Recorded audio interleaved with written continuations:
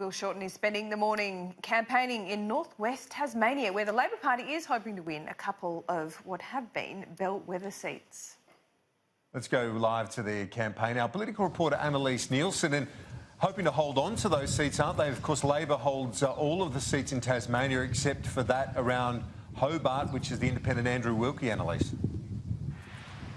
They do indeed, but they are up against a very strong Tasmanian Liberal government, which has proved quite popular. So they do have a bit of a fight on their hands, and the pitch today is going to be around wages and waiting lists. We know they love a bit of alliteration on the campaign trail. Yesterday it was cuts, chaos and Clive Palmer. Today it's wages and waiting lists. That's why we're at this hospital in northwest Tasmania in Burnie, where Bill Shorten will be speaking to the media shortly. He's currently meeting with a couple of patients to talk about how they've been impacted by the having to wait for hospital access, also cancer treatment, which has been a big $2 billion promise from the Labor Party that they will fund out-of-pocket expenses for cancer treatment if they win government. But today it's all about northwest Tasmania as well, in particular Braddon, which is held by the Labor Party with a very narrow margin, and they are concerned it could swing back the other way, in particular with franking credits. But it does seem like the pitch today around wages is the strong point. Bill Shorten released a letter that he sent to the Fair Work Commissioner saying that if he wins government, he would immediately move to write to him to request an increase of real wages. Now, this is